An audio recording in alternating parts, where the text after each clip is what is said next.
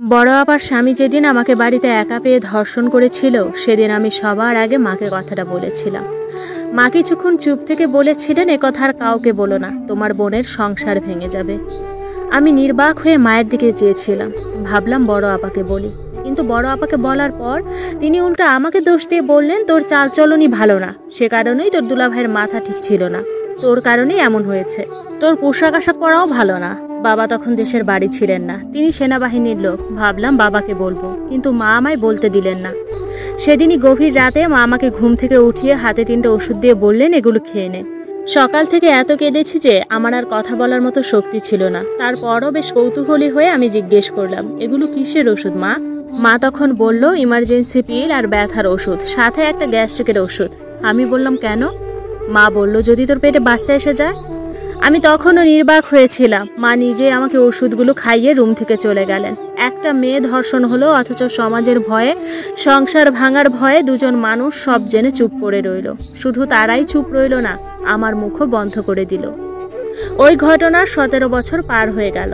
আপা মায়ের সাথে বসে কান্না করছে, দুলাভাই আর আমার স্বামীও নিশ্চুপ বসে আছেন। বড় আপা কান্না করতে করতে চোখ লাল করে ফেলেছে। চোখ দেখে মনে হচ্ছে চোখের মণি ফেটে এখনই রক্ত বের হবে।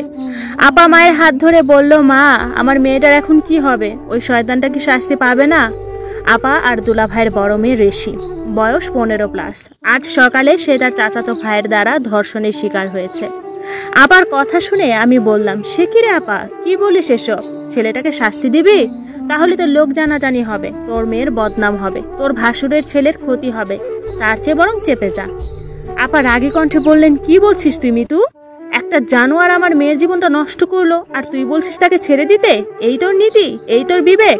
আমি খানিক তাচ্ছিল্য করে বললাম, তোর তো দেখছি বিবেক নীতি চারপাশ থেকে বেছে পড়ছে। তা তোর এই নীতি 17 বছর আগে কোথায় ছিল?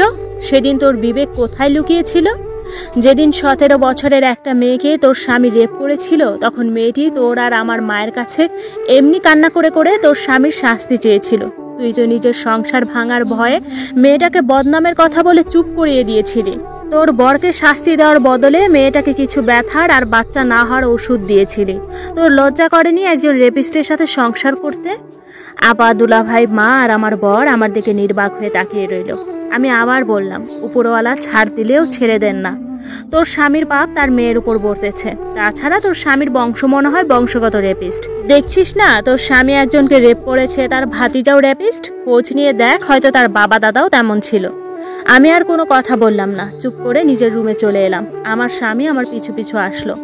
জানি তার মনে এখন অনেক প্রশ্ন। তিনি কিছু জিজ্ঞেস করার আগেই বললাম, মাহিম, আমি আমার জীবনে দুজন চমৎকার মানুষ পেয়েছি। একজন আমার বাবা আর একজন তুমি। তুমি সব সময় জিজ্ঞেস করতে আমি কেন আপা দুলাভাইয়ের সাথে কথা বলি না, কারণ দুলাভাই যে মেয়েটাকে রেপ করেছিল সে মেয়েটা কে। আশা করি তুমি বুঝতে পারছো। আমি তোমাকে আর বাবাকে সবচেয়ে বেশি ভালোবাসি। বাবা তো বেঁচে নেই, এখন আমার এত বড় সত্যিটা লুকানোর জন্য তুমি যে শাস্তি দিবে তার জন্য আমি প্রস্তুত। মাহিম কিছু না বলে রুম থেকে বের হয়ে গেল। আমি জানি ও কি করবে। ঘন্টা কয়েক এদিক ওদিক হেঁটে তারপর বাড়ি ফিরে বলবে, মিতু খিদে পেয়েছে। বেশি কষ্ট পেলে ও এমনটা করে। আজকেও তার অন্যথা হলো না। খেতে খেতে বলল, মিতু, ঋষির জীবনটা কি নষ্ট হয়ে যাবে? আমি তখন বললাম, তুমি তো এ শহরের বর্তমান মেয়র, তুমি কি পারো না তাকে শাস্তি দিতে? তখন সে বলল, আমি সে ব্যবস্থা করে এসেছি, তবে তোমার দুলাভাইকে আমি তোমার পায়ের কাছে ফেলে ছাড়বো।